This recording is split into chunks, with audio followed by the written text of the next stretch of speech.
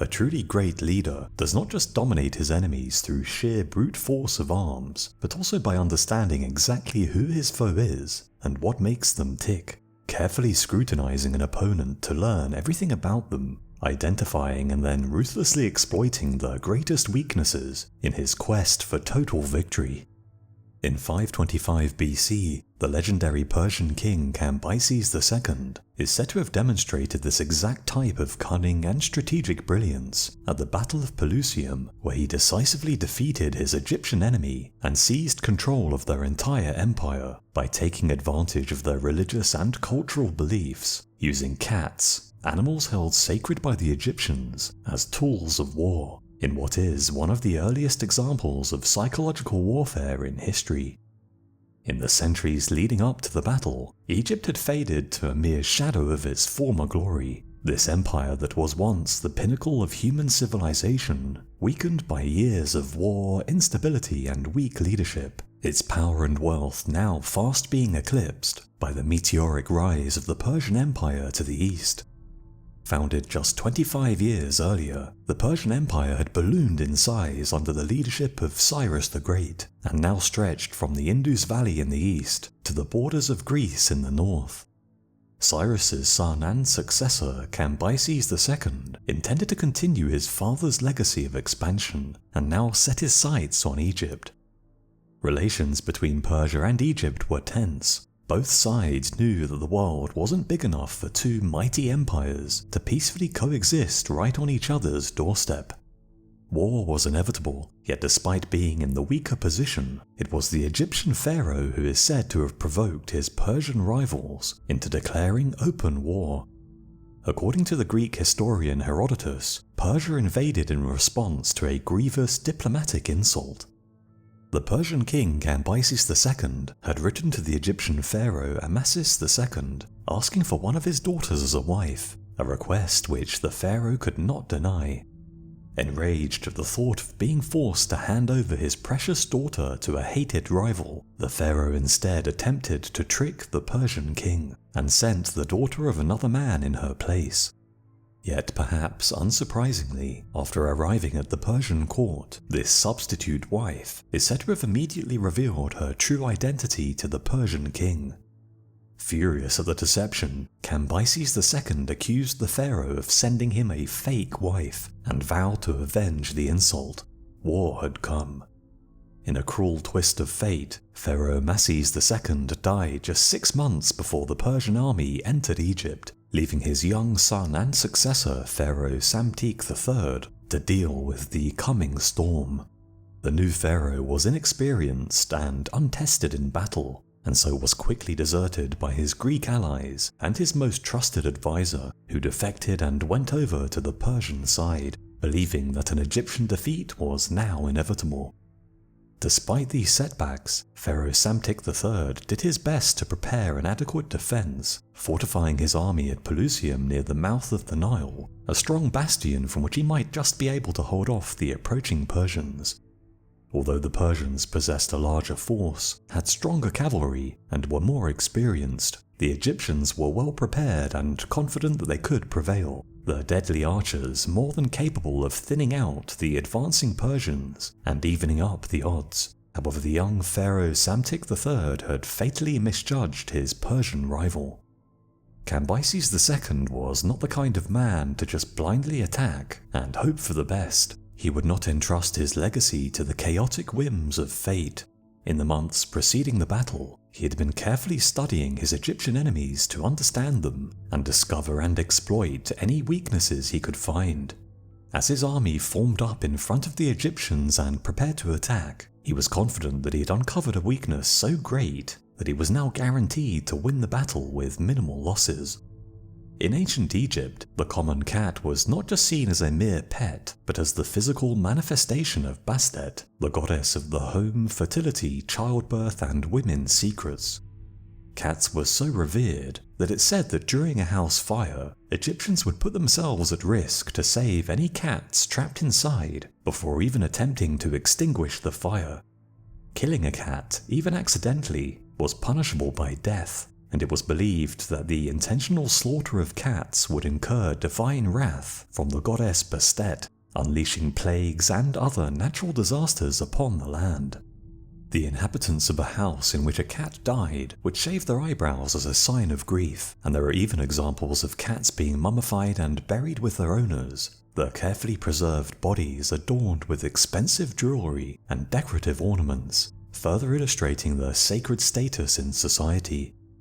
It's likely that this divine reverence developed due to cats' useful ability to hunt rats and mice, vermin that ate and thrived on crops. For a society that was built upon grain, the ability to control these harmful pests became highly prized.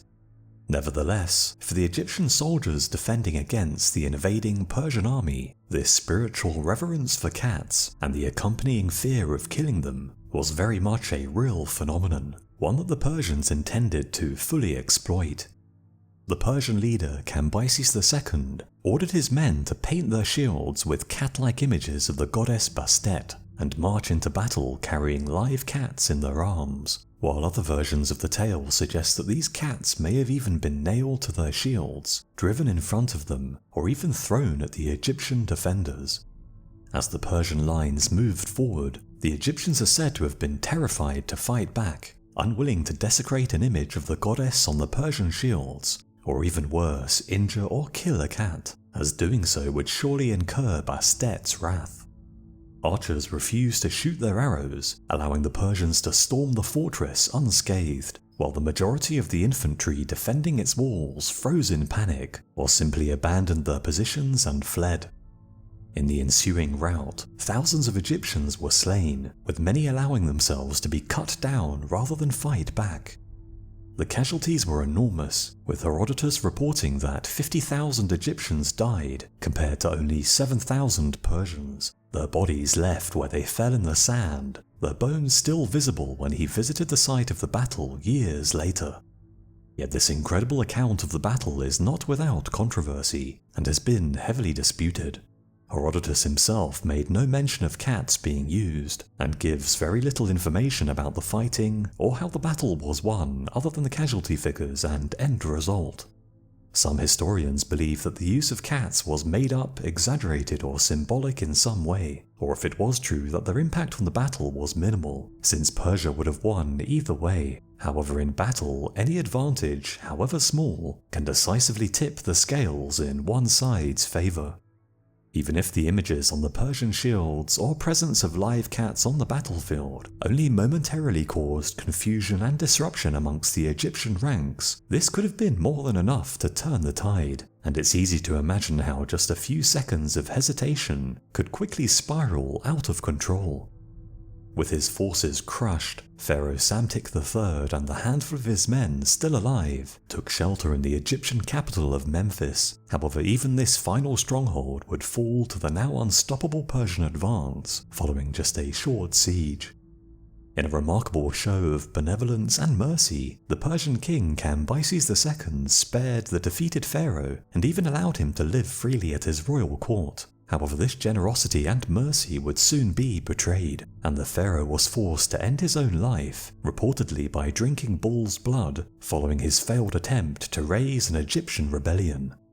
Yet this incredible example of using cats to win a battle is not the only strange way armies have used unlikely animals to overcome their enemies. One of the most successful tactics of the mighty West African Songhai Empire was to unleash herds of stampeding cattle to break the lines of their enemies. However, at the Battle of Tondibi in 1591, they found themselves under attack by a Moroccan invasion force armed with gunpowder weapons.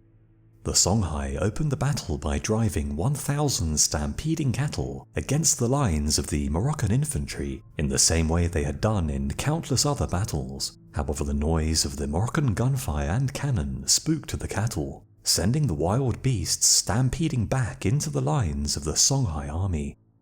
The Songhai army was quickly slaughtered, the battle was lost, and their empire was forever shattered. The Chinese warlord Tian Tan used a similar strategy in 279 BC, when despite his tiny 7,000-man army facing a massive 100,000 enemy soldiers, he carried out a daring nighttime counterattack. He herded together 1,000 oxen, had them dressed with red silk, and ordered his men to paint the beasts' bodies with colourful lines to make them look like mythical dragons. Finally, he had sharp blades tied to their horns and highly flammable grease-soaked reeds attached to their tails. In the dead of night, he pointed the herd in the direction of the enemy camp and had his men set the reeds attached to their tails on fire and watch the chaos unfold. The enemy army awoke to the sound and sight of a 1,000-strong herd of now berserk oxen charging towards them. As the enraged and panicked flaming cattle tore through their camp, many of the ordinary soldiers mistook the rampaging beasts for dragons and fled in panic, while those who stood their ground or were too slow to run were maimed and killed by the bladed horns carving through their lines. The sound produced by the stampede was said to have been so loud that it shook heaven and earth, and more than easily covered the advance of Tien Tan's hand-picked 5,000-strong ambush squad, which had taken advantage of the chaos to stealthily move into position all around the enemy army. With their prey in disarray, the ambush force attacked and finished off the remaining enemy forces, many of whom were mercilessly cut down as they tried to flee.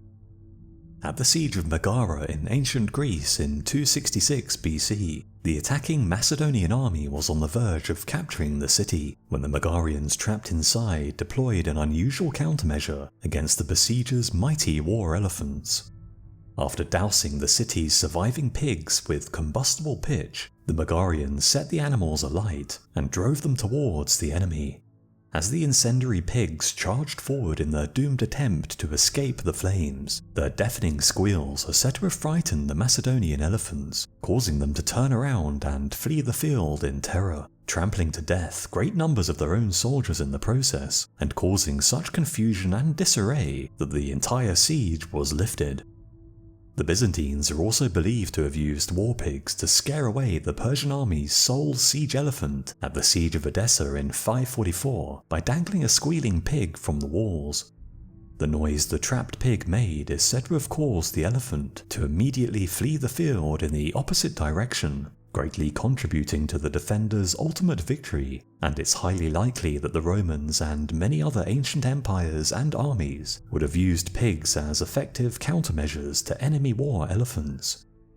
At Chester in 907, the English defenders threw everything they had at Viking forces besieging the town, pelting them with rocks and wooden beams, and scalding them with boiling beer. However, the Norse invaders were only put to flight when the defenders threw every beehive in the city at them in one final bombardment.